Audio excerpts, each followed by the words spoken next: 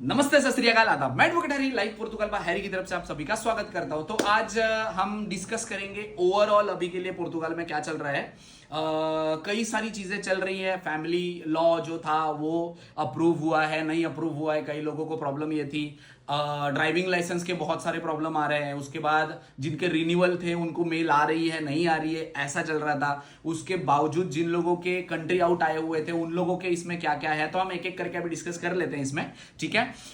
सबसे पहले तो हम फैमिली लॉ का जो है उसके ऊपर डिस्कस करते हैं, पर इसमें डिस्कस करने जैसी कोई चीज नहीं है, क्योंकि यहाँ पे अभी तक पूरे पुर्तगाल में जो भी लॉ पास हुआ है, नहीं हुआ है, सारे प्रोसेस के ऊपर है ना, कोई क्लेरिफिकेशन नहीं दिया है। लॉ पास हो गया है, आगे चल के इंप्लीमेंट होगा, कैसे होगा, क्या होगा, कितना टाइम में, क्या है, कुछ भी चीजें क्लियर नहीं है। तो मैं अभी उस पर कमेंट नहीं करना चाहूंगा। बेसिकली जो अभी पार्लियामेंट में चल रहा है, आप लोगों को पता है, एक बार अप्रूव क्या कहते हैं उसको, पार्लियामेंट में डालते हैं, अप्रूव करते हैं, रिजेक्ट करते हैं, वापिस से वो इसमें जाता है। तो अभी कुछ भी बोलने की जरूरत नहीं है, ना ही आपको डरने की जरूरत है। जैसा है, जिस दिन आएगा सामने आपको आएगा, क्लेरिफिकेशन आएगा, उस हिसाब से कर लेंगे। ठीक है। तो ये तो हो गया आपका फैमिली लॉ का, जो अभी पास हुआ था, नहीं हुआ था, उस हिसाब के ऊपर।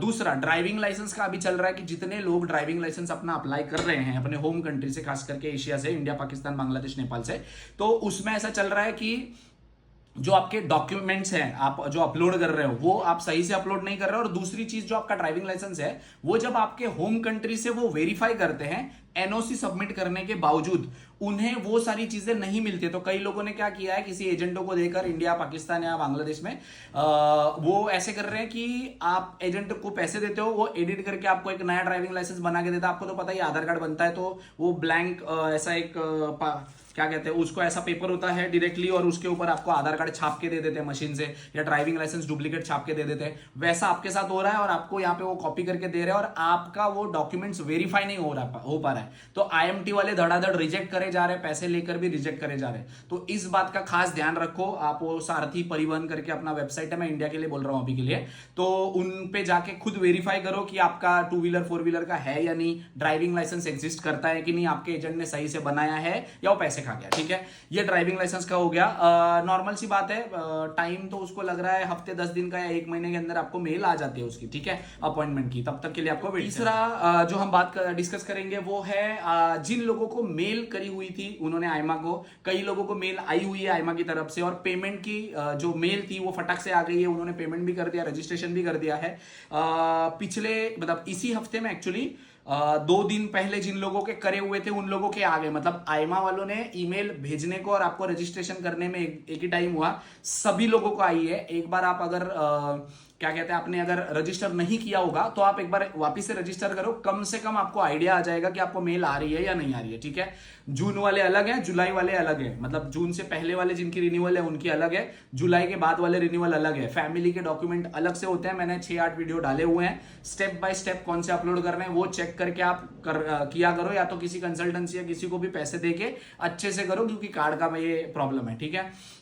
इसके बाद हम डिस्कस करने वाले थे जो जिन लोगों के एसआईएस के प्रॉब्लम थे, उनका एसआईएस में नाम था। तो कई लोग, जितने भी अभी के लिए आप कह लो कि अपने पास ही 8-10 लोग ऐसे थे जिनका एसआईएस में था, जो रेगुलर मतलब अपने दोस्त जैसे अभी हो गए हैं, पहले क्लाइंट थे, बट उन्होंने मुझे कंफर्म किया कि सर हमारा नाम निकल गया था, हमने नादा कोस्टा वाला पेपर सबमिट किया हुआ था, हमको अभी रिप्लाई आया हुआ है। अभी मेरे पास ये वीडियो बनाते वक्त किसी का फोटो नहीं है, क्योंकि वो विजिट करके गए यहाँ पे, तो मैंने मांगा नहीं उनसे।